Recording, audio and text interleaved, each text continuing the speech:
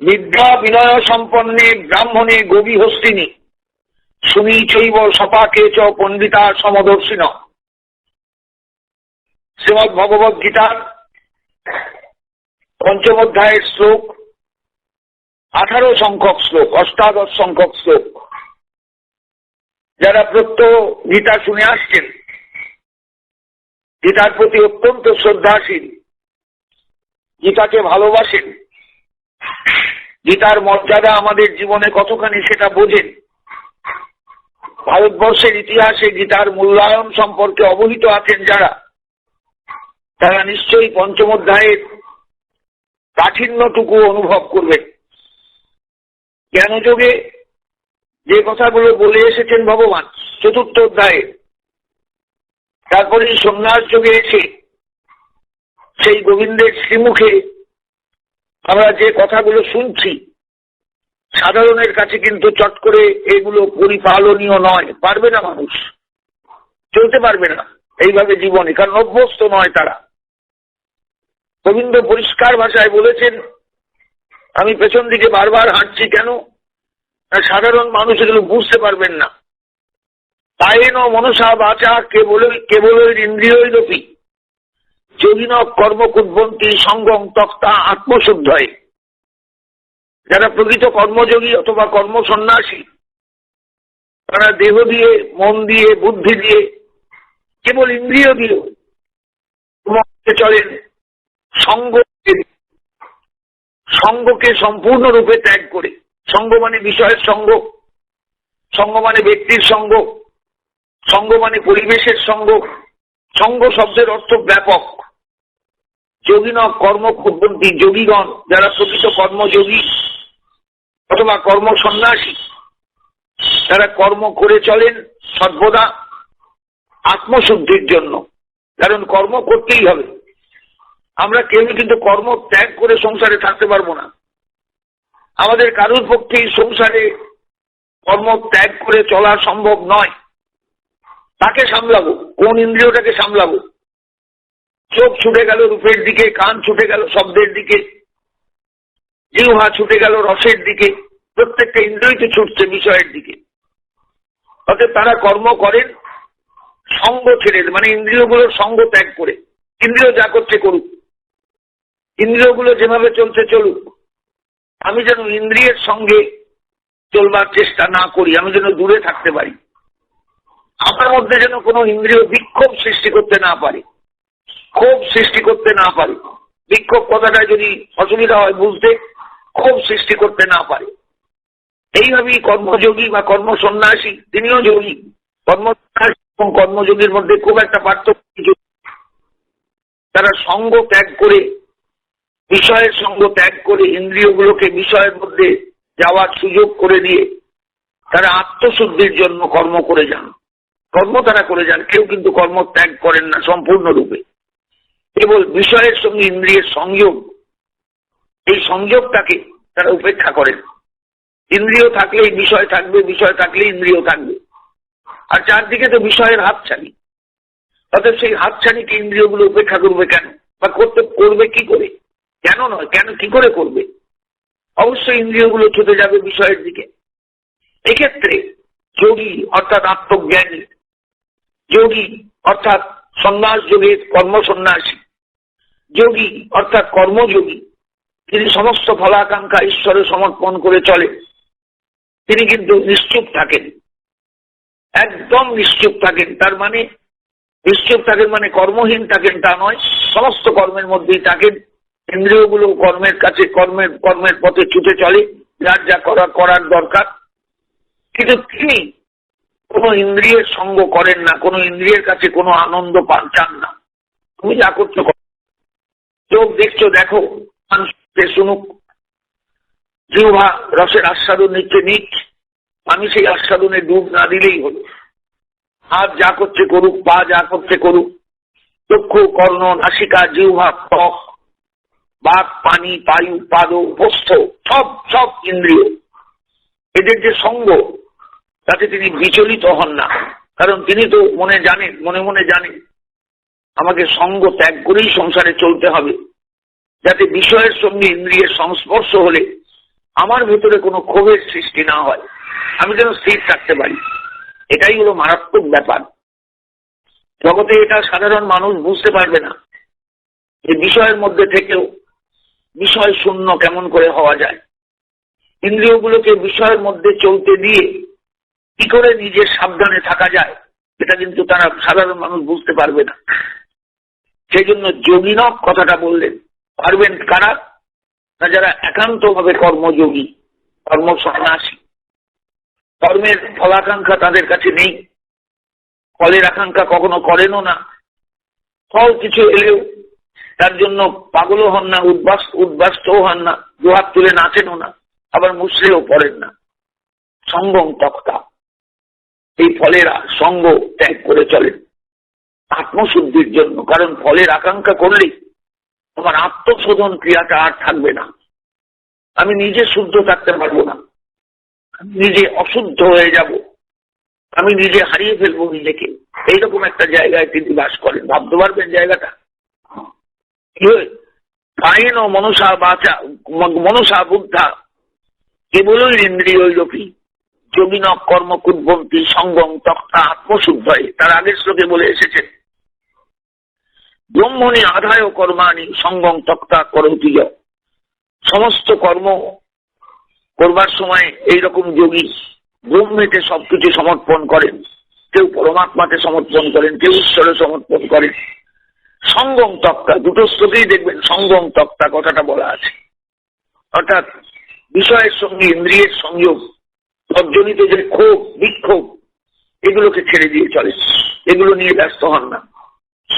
আর তাতে কি হয় না, তিনি পদ্মের পাতায় জলবিন্দুর মতো অচঞ্চল থাকেন। পদ্মের পাতায় যেমন জল টলটল করে এদিক ওদিক করলেও কোথাও লাগে না, তেমনি তার চেতনার জগতেও কর্ম বা কর্মফল কোনো বিক্ষোভ সৃষ্টি করে না। তিনি ফল থেকে অনেক দূরে, ফলাকাঙ্ক্ষা থেকে অনেক দূরে, অনেক দূরে, অনেক দূরে। বিষয়টা আশা করি সবাই বুঝতে পারবেন। এই হলো সন্ন্যাস যোগের প্রকৃত তাৎপর্য। যুক্ত কর্মফলং তক্তা শান্তি মাপনতি নৈষ্ঠিকী। এইরকম যুক্ত যোগী, এইরকম যোগী, এইরকম ফলত্যাগী যোগী কর্মফলকে ত্যাগ করে নির্নৈষ্ঠিক শান্তি নিয়ে জগতে চলে। এই শান্তিটাই তার প্রাপ্তি। এই শান্তি সবাই কিন্তু পায় না। এই শান্তি এত সহজ নয়, সহজলভ্য নয়। এই শান্তি পেতে গেলে সাধারণ ব্যক্তিকে অসাধারণের স্তরে গিয়ে পৌঁছতে হয়। ওই যোগীর স্তরে তাকে যোগী হতে হয়, যোগযুক্ত হতে হয়। আর অযুক্ত যিনি থাকেন, পারেন না, ভান করেন যোগী সাজাত, তার কিন্তু ক্ষতি থাকবেই। সেই ক্ষতিটা কি? কামকারে ন ফলে শক্ত নিবদ্ধতে। তিনি কামনা পরবশ হয়ে, ফল কামনা পরবশ হয়ে কর্মে প্রবৃত্ত হন বলে তিনি ফলে আসক্ত হন। তার কপালে ফল জোটে, কর্মফল জোটে। অধিকাংশ সময় সেই কর্মফল ভালো হয় না।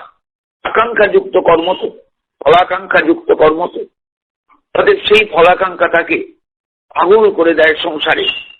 তিনি উন্মাদ হয়ে যান, ফলে শক্ত নিবদ্ধতে। সর্বকর্মাণি মনসা সন্ন্যস্য আস্তে সুকং বসি। এইবার বোঝো অর্জুন বিষয়টা, কালকের কথাই আবার আসছে আজকে। কেন আমি বুঝতে পারছি সাধারণ মানুষ যারা এই গীতা শুনে যাচ্ছেন তারা কিন্তু বিষয়টা ঠিক ঠিক ধারণা করতে পারছেন না সবসময়। কারণ গীতা মানে অসম্ভব রকমের স্থির বুদ্ধি নিয়ে, স্থিরতা নিয়ে বিষয়ের মধ্যে প্রবিষ্ট হওয়া, ভাবনার জগতে প্রবিষ্ট হওয়া। গীতা একটা ভাবনা, নিটোল ভাবনা। এই ভাবনায় প্রবেশাধিকার না এলে কোনো মানুষই গীতার ঠিক ঠিক পাঠক হয়ে উঠতে পারবেন না, গীতার ঠিক ঠিক অনুভবী হয়ে উঠতে পারবেন না। গীতার সঙ্গে তাদের ভালোবাসা জমাটি বাঁধবে না, জমবেই না।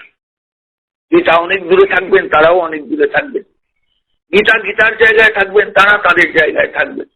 লাভ হবে না কিচ্ছু। এই জন্য বারবার আমাকে আসতে হচ্ছে কথার মধ্যে।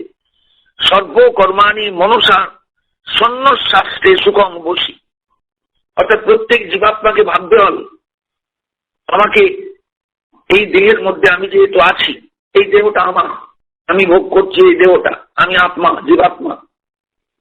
পরিষ্কার বলছেন সেই জীবাত্মার দিকে তাকিয়ে সর্বকর্মাণি মনসা সন্ন্যস্যাস্তে সুখং বসি। কে বসি না দেহি বসি। দেহ যার আছে সে দেহি, তাহলে দেহটা কার আছে? জীবাত্মা। সেই দেহটায় আমিত্ব নিয়ে কে চলে? জীবাত্মা। সেই দেহি তিনি সমস্ত কিছুকে বশীভূত করে, সব ইন্দ্রিয়গুলোকে বশীভূত করে, সর্বকর্মাণি মনসা সন্ন্যস্য, মনে মনে সমস্ত কর্মফল ত্যাগ করে করছেন সব কাজ, কোনো কাজ থেকে তিনি দূরে নেই, কিন্তু সমস্ত ইন্দ্রিয়গুলোকে বশীভূত করতে পেরেছেন, ফলের আকাঙ্ক্ষা থেকে ইন্দ্রিয়গুলোকে দূরে রাখতে পেরেছেন। তাই তিনি দেহি হলেও তিনি বশীভূত করতে পেরেছেন বলে তিনি কিন্তু সাধুবাদের যোগ্য। সেই বশী দেহি তিনি সমস্ত কর্মের যার কিছু ফল সব সন্ন্যস্য, সব ত্যাগ করে সুখং বশী দেহি। কি সুখং বশী? সেই দেহি মানে জীবাত্মা বশীভূত করেছেন ইন্দ্রিয়গণকে। ইন্দ্রিয়গণকে বশীভূত না করলে ইন্দ্রিয়গুলোকে চলতে দিয়েছেন বিষয়ের পথে, ভোগের দিকটায় তিনি বশীভূত করতে পেরেছেন। না, আমার এই ভোগ দরকার নেই, আমি কর্মফল চাই, আমার কোনো কর্মফলের আকাঙ্ক্ষা নেই। তাতে বিরাট একটা কাজ তিনি করে ফেললেন, এই জন্য বসি। নবদ্বারে পুরে দেহি নৈব কুদ্বন নকারে, তিনি বোঝান বারবার এই নবদ্বার বিশিষ্ট দেহের মধ্যে আমি আছি, আমি কিছু করিও না, আমি কিছু করাইও না। ভাবতে পারছেন জায়গাটা কি সাংঘাতিক অবস্থা? এটা বাইরের কেউ নয়, আমি আমি আমি আমাকে বলছি, আমি আমাকে শোনাচ্ছি, আমি আমাকে বোঝাচ্ছি যে আমি বসি, আমি বশীভূত করেছি ইন্দ্রিয়গুলোকে, ইন্দ্রিয়গুলো কর্ম করে, ফলের আকাঙ্ক্ষা আমার নেই। যদি কিছু ফল আসে না চাইতে, সেই ফল আমার জীবনে ঘটে, ভোগ নয় ঘটে। আমি ফলের আকাঙ্ক্ষা করি না, তাও ফল এসে ঘাড়ে চাপে, ভোগ করলাম, ফলের আকাঙ্ক্ষা নেই, তবু ভোগে কর্ম এসে গেল, ফল এসে গেল। কিন্তু আমি কিন্তু সর্বদার জন্য সব কর্মফল ত্যাগ করে বসে আছি। তাদের ফল এলেও তার দিকে আমার ভ্রুক্ষেপ মাত্র থাকবে না, থাকে না। পরিষ্কার বলছেন সর্বকর্মাণি মনসা সন্ন্যস্য আস্তে সুখং বসি দেহি। সমস্ত কর্মফল মনে মনে ত্যাগ করে সেই দেহি, সেই আত্মা মানে আমি, আপনি, আমরা সবাই ইন্দ্রিয়গণকে বশীভূত করে নবদ্বার বিশিষ্ট পুরীর মধ্যে থাকি বা আছি। ওই যে কুর্বন নকারয়ন, কিছু করিও না, কিছু করাইও না। কারণ এটা বুঝতে পারছেন কিভাবে আমাদের নিয়ে সবসময় চলতে হবে। আমি একটা ব্যক্তি নই, আমি একটা দেহি, এই দেহ আমার, আমি ভোগ করছি এই দেহটাকে, আমি জীবাত্মা। আমার পরিচয় ব্রাহ্মণ ক্ষত্রিয় বৈশ্য শূদ্র নয়, আমার পরিচয় নিম্নবর্গের মানুষ নয়, উচ্চবর্গের মানুষ নয়, আমার পরিচয় কোনো বিরাট চাকরিজীবী নয়, আমার পরিচয় পুরুষ বা নারী এ জাতীয় নয়, কিচ্ছু নয়। আমার পরিচয় আমি দেহি। আমি ইন্দ্রিয়গণকে বশীভূত করে, মনকে বশীভূত করে বোঝাতে পেরেছি খবরদার কোনো ফলাকাঙ্ক্ষা করো না, ফলাকাঙ্ক্ষা করলেই বিপদে পড়ে যাবে, ফলাকাঙ্ক্ষা ত্যাগ করো। মনসা মনসা সর্বং সন্ন্যস্য, মনে মনে যে জাতীয় বাসনা কামনাগুলো আসে, অর্থাৎ ফলাকাঙ্ক্ষা আসে, সেগুলোকে সম্পূর্ণ ত্যাগ করে তিনি চলছেন, সম্পূর্ণ ত্যাগ করে তিনি চলছেন। কোন রকম কোন চাহিদা তার ভেতরে নেই, কোন রকম চাহিদা নিয়ে তিনি চলছেন না, কিছু করেনও না, কিছু করানো না। তার ভেতরের ধারণা হচ্ছে আমি তো কিছু করি না, ইন্দ্রিয়গুলো যাচ্ছে বিষয়ে যাক, আমি তো ফলের আকাঙ্ক্ষা করি না। আবার কাউকে বলেনও না যে তুমি এইভাবে ফলাকাঙ্ক্ষা করে চলো, তাও নয়, ন কারয়, কাউকে করানো না, নিজেও করেন না। ভাবতে পারবেন ন কর্তৃত্ব ন কর্মাণি লোকস্য সৃজতি প্রভু, তার কোনো কর্তৃত্বও নেই কোনো কর্মের উপর, অথচ তিনি সর্বদার জন্য নবদ্বার বিশিষ্ট দেহে বাস করেন, নবদ্বার বিশিষ্ট দেহটাকে ভোগ করছেন, কিন্তু তার ভেতরে ধারণা আমি কিছু নই, আমি কর্তা নই, আমি কর্ম করলেও আমি ফলের আকাঙ্ক্ষা করি না। তাই তার পরবর্তী শ্লোকে তাকে প্রভু বলা হয়েছে। লক্ষ্য করবেন, আত্মাকেই প্রভু বলা হয়েছে। আগে বলা হয়েছে দেহি দোষী, আর পরের শ্লোকে তার পরিচয় হলো তিনি প্রভু। এই প্রভু আত্মা লোকস্য কর্তৃত্ব ন সৃজতি, কোন জীবের কর্তৃত্ব তৈরি করেন না, কর্তা তিনি নন। ভাবুন জীব কিভাবে চলছে সংসারে বা চলবে সংসারে। এই আত্মা প্রভুত্ব করেন নিজের দেহের উপর। প্রভুত্ব করে কিভাবে প্রভুত্ব করেন না, তিনি পরিষ্কার ভাষায় কর্তৃত্ব ন সৃজতি, কর্তৃত্ব সৃষ্টির চেষ্টা করেন না। আমরা যেমন যখন তখন কর্তা সেজে বসি, আমি করব, আরে রেখে দে কাজটা আমি করব, আমাকে ছাড়া হবে না, এইসব ভাবনা তার মাথায় নেই। কর্তৃত্ব ন সৃজতি, কোন কর্তৃত্ব সৃষ্টি করেন না। ন কর্মফল সংযোগ, কর্মফলের কোন সংযোগ তার নেই। কর্মফলের সঙ্গে কর্মানি ন সৃজতি, অতএব কর্মফলের সঙ্গেও তার কোনো সম্পর্ক নেই।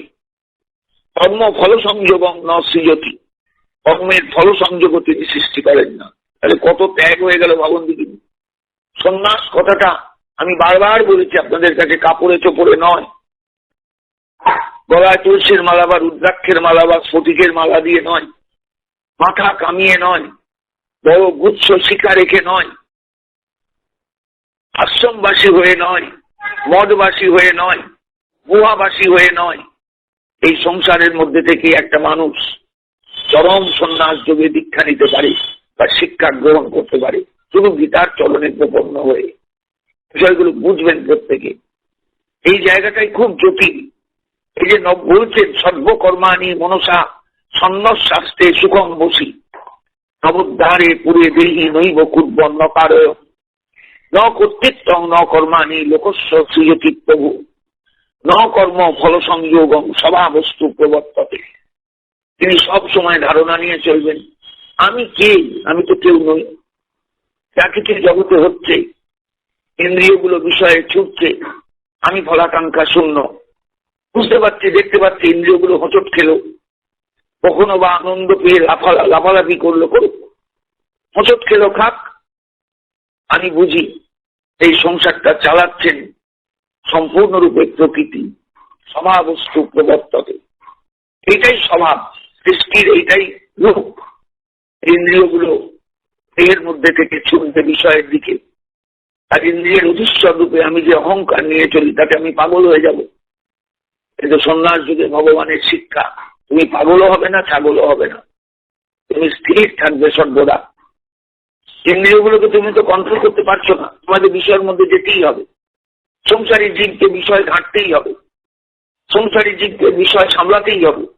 তাদের তাকে সবসময় ভাবতে হবে, আমার ইন্দ্রিয়গুলো বিষয়ের মধ্যে যাচ্ছে যাক, বিষয়ের মধ্যে ছুটছে ছুটুক, কিন্তু আমি থাকবো পদ্মপত্রে জলবিন্দুর মতন। পদ্মের পাতায় জলবিন্দু কখনো যেমন পদ্মের পাতায় কোথাও লাগে না, আমিও সংসারে কোথাও লিপ্ত হব না, আঁকামাকি আমার সঙ্গে কারোর হবে না। ভাবতে পারবেন জায়গাটা? আমরা বিষয় নিয়ে ঘুমোই, বিষয় নিয়ে স্বপ্ন দেখি, বিষয় নিয়ে জেগে উঠি। আর ভগবান সন্ন্যাস যুগে উপদেশ দিচ্ছেন, বিষয় থেকে দূরে থাকো, বিষয় থেকে দূরে থাকো, কর্মফলের আকাঙ্ক্ষা থেকে দূরে থাকো। তো কর্মফলের আকাঙ্ক্ষাকে তীব্রভাবে দূরে রাখো, দারুণ ভাবে তাকে সরিয়ে রাখো, ভেতরে যেন কোন রকম কর্মফলের আকাঙ্ক্ষা তোমার ভেতরে যেন কোনো কালিমা সৃষ্টি করতে না পারে। বিষয়টা চিন্তা করুন। তাহলে সন্ন্যাস যোগটা কি কি বস্তু একবার ভাবুন। সর্বকর্মাণি মনসা সন্ন্যস্য, সমস্ত কর্মফল, সমস্ত কর্মের আকাঙ্ক্ষা মানে কর্মফলের আকাঙ্ক্ষা মনে মনে সম্পূর্ণরূপে ত্যাগ করে এই নবোদ্ধার বিশিষ্ট দেহের মধ্যে দেহি অর্থাৎ আত্মা সুখে বাস করেন, কোনো কষ্ট তার হয় না। তার মানে কতটা শিক্ষিত হলে, কতটা তত্ত্বজ্ঞ হলে, কতটা বুদ্ধিমান হলে, কতটা চেতনা সম্পন্ন হলে, কতটা ভাবের উদয় হলে জীবনে মানুষ এই জায়গায় গিয়ে দাঁড়িয়ে স্থির থাকতে পারে। সে সংসার করছে, কিন্তু সংসারে তার মন নেই, আকাঙ্ক্ষা নেই কোথাও। সে ছেলেপুলের বাবা হয়েছে, মা হয়েছে, কিন্তু কখনো সে মনে করে না আমার ছেলে, এদের কাছে আমার কিছু প্রাপ্তির কিছু আছে, কিচ্ছু মনে করে না, কিচ্ছু নয়, কিচ্ছু নয়। কোন ফলের আকাঙ্ক্ষাই তার জীবনে নেই। সমস্ত কর্মফল, সমস্ত কর্ম মানেই কর্মফল, এগুলোকে ত্যাগ করে সেই বসি, সেই সাংঘাতিক ক্ষমতা সম্পন্ন সেই দেই যে ইন্দ্রিয়গুলোকে বশীভূত রাখতে পেরেছে, সে নবোদ্ধার বিশিষ্ট এই দেহের মধ্যে থাকে, কিন্তু ন কুর্বন ন কারয়ন, কিছু করেও না, কিছু করায়ও না। এই হচ্ছে আমার পরিচয়। আমি তো এই জন্যই আবার বলি দিই, এগুলো কাপড় চোপড়ে সন্ন্যাসী বুঝবেন না, কোন সাম্প্রদায়িক সন্ন্যাস নিয়ে চললে বুঝবেন না, কিছুতেই বুঝতে পারবেন না। তাকে এটা বারবার সামনে গীতা রেখে ভাবতে হবে আমার এই অবস্থা হওয়া দরকার। ন কর্তৃত্ব ন কর্মাণি, ভাববেন আমার কোনো কর্তৃত্ব কোথাও নেই, কোনো কর্ম আমার জন্য পড়ে নেই যে আমাকে করতে হবে। তাহলে কর্মগুলো হচ্ছে কি করে আপনার দ্বারা? স্বভাবস্তু প্রবর্ততে, প্রকৃতির নিয়মে হয়ে যাচ্ছে। প্রকৃতির নিয়মে আমি সংসারে এসেছি, প্রকৃতির নিয়মে আমার সংসারে দাম্পত্য জীবন শুরু হয়েছে, প্রকৃতির নিয়মে আমি বিয়ে থাওয়া করে সংসার করছি, কিন্তু আমার কোথাও কোনো কর্মের আকাঙ্ক্ষা নেই, কোনো ফলের আকাঙ্ক্ষা নেই। মানুষটা বাঁচবে কি করে বলুন দেখি? তাহলে কতটা অভ্যস্ত হলে এইরকম জীবনে মানুষ প্রকৃত সন্ন্যাসী হয়ে উঠতে পারে। তার কাপড় চোপড় পাল্টায়নি, কিন্তু সাম্প্রদায়িক কোন চিহ্ন তার দেহের মধ্যে কোথাও নেই। সে তিলকাদির দ্বারা ভূষিতও নয়, সাম্প্রদায়িক তিলক। সে সাম্প্রদায়িক কোনো মালাও ধারণ করে না, কোনো চিহ্নও তার নেই। সে গৈরিক বসনও পরে না, লাল কাপড়ও পরে না, হলুদ কাপড়ও পরে না, কোন রকমের তার কোনো চিহ্ন কিচ্ছু নেই। অথচ সে নবোদ্ধার বিশিষ্ট এই দেহের মধ্যে থেকে প্রকৃত কর্ম সন্ন্যাসী হয়ে ফলের আকাঙ্ক্ষা ত্যাগ করে অদ্ভুত একটা জীবন যাপন করে। এই জীবন যাপন সহজ সাধ্য নয়। সন্ন্যাস যুগে এই সন্ন্যাসীর জীবনযাপন সহজ ব্যাপার নয়, অত্যন্ত কঠিন ব্যাপার। সে কর্তৃত্ব নিয়ে চলে না, সে কর্মের কোনো আকাঙ্ক্ষা করে না, সে কিন্তু সৃষ্টি করে, জন্ম দেয়। লোকস্য সৃজতি প্রভু, কর্তৃত্বের জন্য সৃষ্টি করে না। তার যেহেতু সংসার, কর্ম করতে হয়, কর্ম করে সে কর্মকে ঘৃণা করে না, সে সংসার করে। তারও তো সন্তানাদিও হয়, সব হয়। ন কর্ম ফল সংযোগম, তার কোনো কর্মফলের সঙ্গে সংযোগ নেই। কমপ্লিটলি সে এই জায়গায় একবারে দূরবর্তী। সে জানে, সে বুঝে সংসারে যা কিছু হচ্ছে, আমার মধ্যে দিয়েও যা কিছু হচ্ছে, আমার মাধ্যমেও যা কিছু হচ্ছে, স্বভাবস্তু প্রবর্তকে, স্বভাব করাচ্ছে। স্বভাব মানে এখানে প্রকৃতি। প্রকৃতির নিয়মে আমার জগতে আসা, প্রকৃতির নিয়মে আমার বড় হয়ে ওঠা, প্রকৃতির নিয়মে আমার সংসার করা, প্রকৃতির নিয়মে আমার স্বামী লাভ অথবা স্ত্রী লাভ, প্রকৃতির নিয়মে আমার সংসার লাভ, প্রকৃতির নিয়মে আমার সন্তান লাভ, প্রকৃতির নিয়মে আমার সংসারে চলা, সব প্রকৃতি। প্রকৃতি, আমি কেউ নই। আমিত্বটাকে একবারে সে ছিটিয়ে তুলে রেখে দিয়েছে।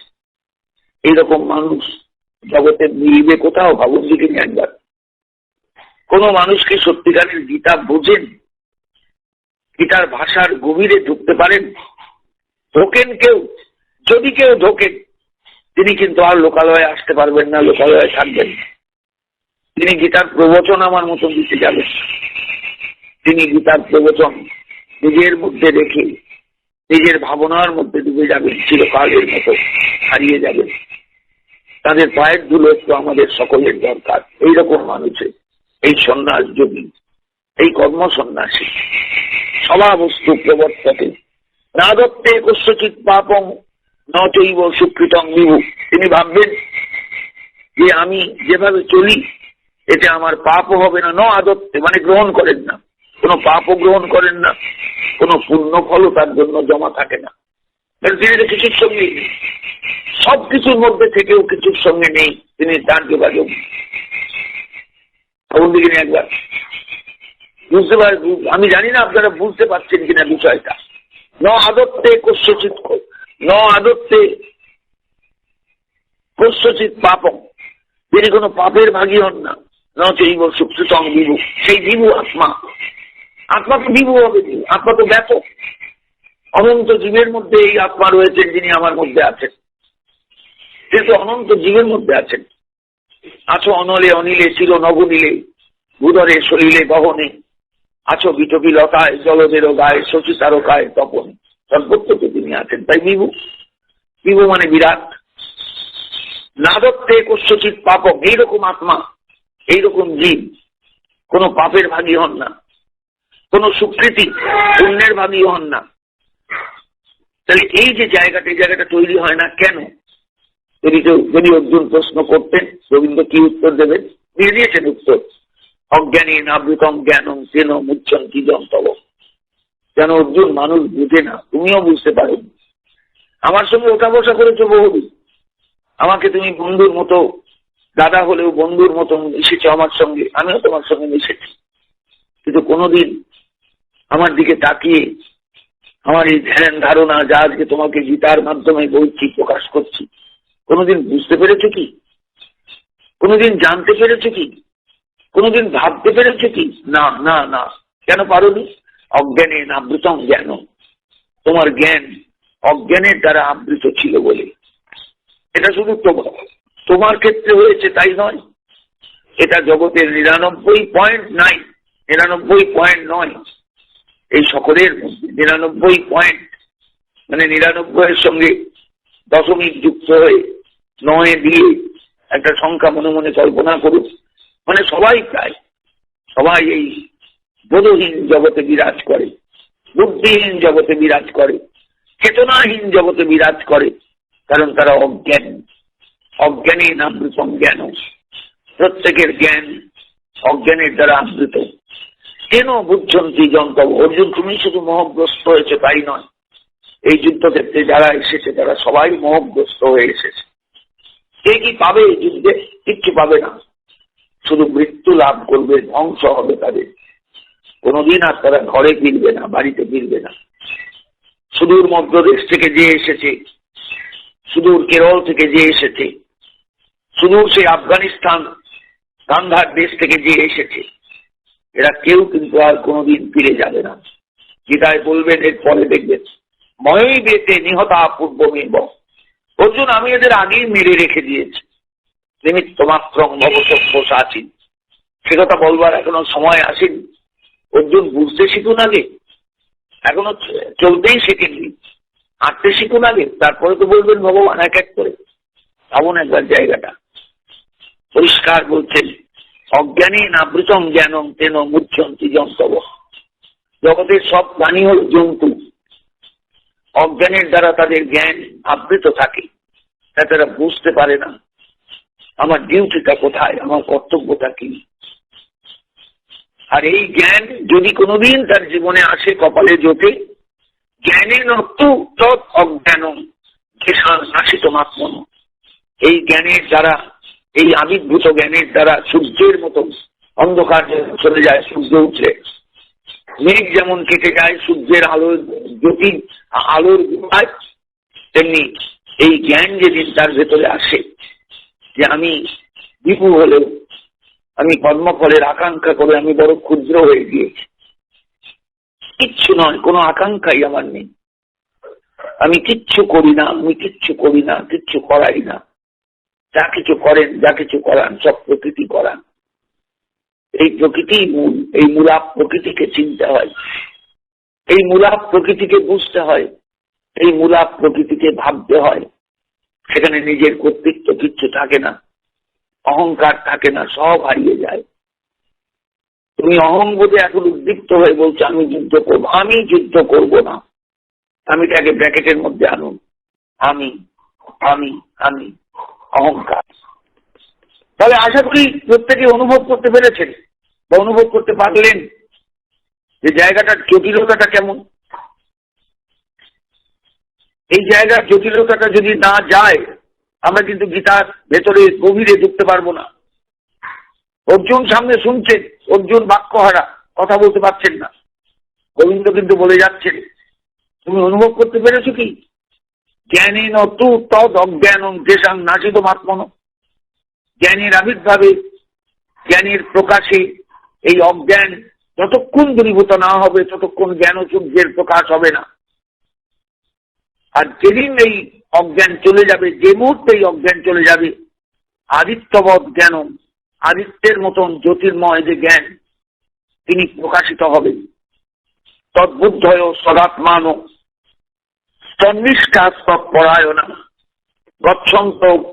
গচ্ছন্ত পুনরাবৃত্তি জ্ঞান নির্ধুত কলমসা।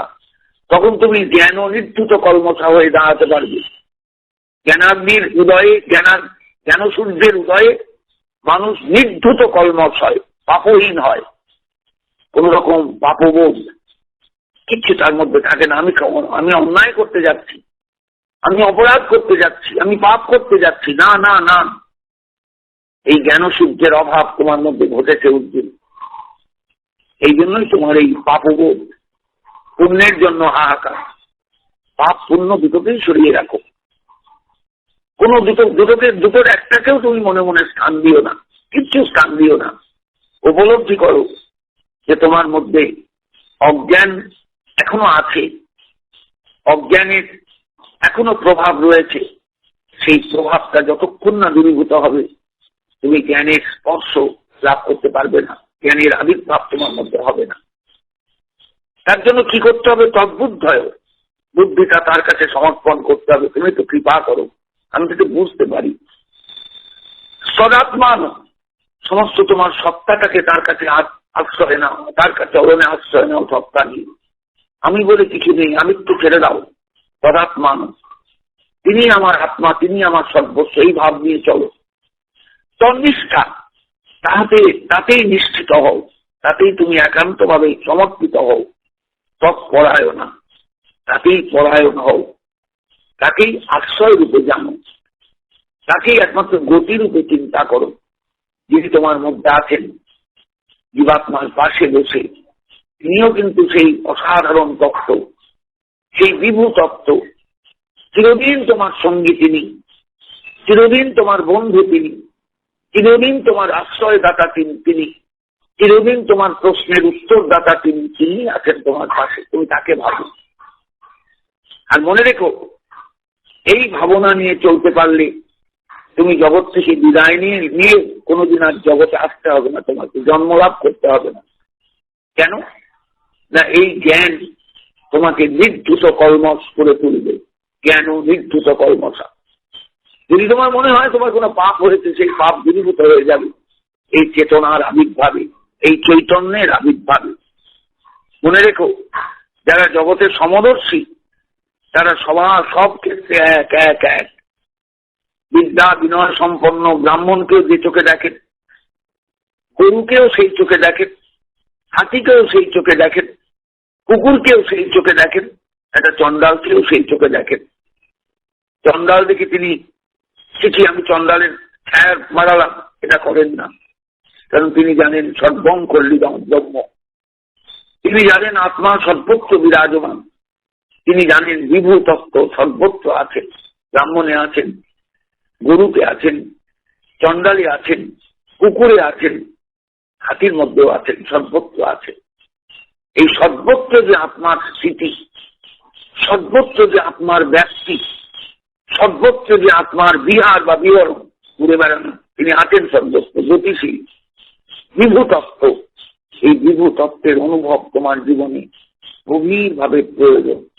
তবে তুমি বুঝতে পারবে যে প্রকৃত সন্ন্যাস যোগ কি বস্তু, প্রকৃত সন্ন্যাস কাকে বলে, প্রকৃত ত্যাগ কি করে জীবনে আসে, আর সেই ত্যাগকে ধারণ করে কেমন করে চলতে হয়। বিশ্বাস করো অর্জুন, আমি তোমাকে উপদেশ দিয়ে তোমাকে ক্লান্ত করতে চাই না। তোমার চেতনার আবির্ভাব হোক ভেতরে, চৈতন্যের উদয় হোক তোমার ভেতরে, এটাই আমার কামনা, এটাই আমার প্রার্থনা। আর তার জন্য তোমার এই বিষয়গুলো বোঝা দরকার, ধারণা করা দরকার।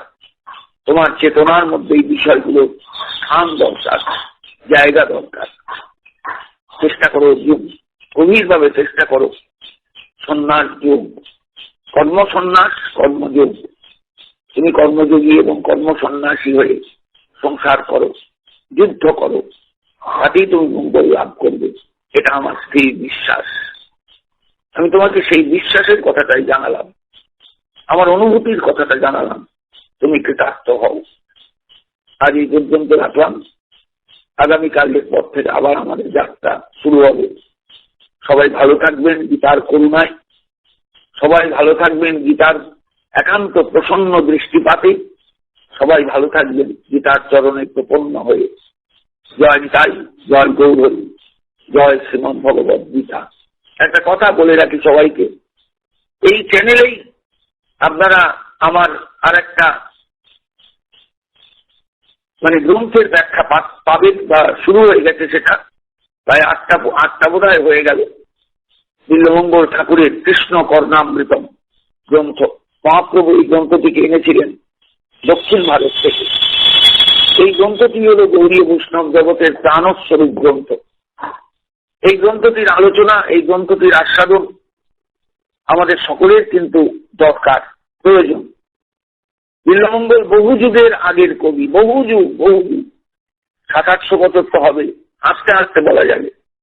মহাপ্রভুর অনেক আগে তার আবির্ভাব, কিন্তু সেই যুগেই শ্রীমন মহাপ্রভু যে বৃন্দাবনীয় ভাবনার কথা প্রচার করেছিলেন রূপ সনাতনের মাধ্যমে, বিল্বমঙ্গল সেই অনুভব লাভ করেছিলেন তার গুরু কৃপায়, সমগিরির কৃপায়। ভাবনার জগতে প্রবেশ করে বিল্বমঙ্গল প্রায় অর্ধোন্মাদ, কখনো কখনো একেবারে উন্মাদ, এইভাবেই বিচরণ করতেন স্থান থেকে স্থানান্তরে। তার মুখ দিয়ে নির্গরিত হতো অসাধারণ সংস্কৃত ভাষায় কিছু বক্তব্য শ্লোকাকারে। শ্লোকগুলি বড় মধুর, বড় আস্বাদ্য। গ্রন্থকার বিল্বমঙ্গল কৃষ্ণ কর্ণামৃত নামটা নিজের গ্রন্থে নিজের ভাষায় দিয়েছে। তাই ভক্ত সমাজে এই গ্রন্থটি বহুকাল যাবৎ, প্রায় আজকে 400-450 বছর যাবৎ শ্রীকৃষ্ণ কর্ণামৃত নামে পরিচিত। খুব আস্বাদ্য গ্রন্থ, খুব আনন্দদায়ক গ্রন্থ। বৃন্দাবন ভজনের ব্যাকুলতা যাদের মধ্যে আছে তাদের কাছে এই গ্রন্থখানি অসাধারণ আস্বাদন দেবে। আমি সেই গ্রন্থ আরম্ভ করেছি এই আমার নামাঙ্কিত চ্যানেলে। যারা লিঙ্ক চান তারা গোরাচাঁদ ভট্টাচার্য এই বর্ণকটা বাংলায় টাইপ করে সাবস্ক্রাইব করবেন, লিঙ্ক পেয়ে যাবেন। বর্তমান যে চ্যানেল চলছে এই চ্যানেলেই কমিউনিটি সেকশনে গিয়ে চেষ্টা করবেন, সবাই লিঙ্ক পেয়ে যাবেন এবং সবাই শুনতে পাবেন। সকলে ভালো থাকুন। শ্রীমতী গীতার করুণা নিয়ে আমাকে তো আশীর্বাদ করবেন। জয় নিতাই, জয় গৌরহরি, জয় শ্রীমদ্ ভগবদ্ গীতা।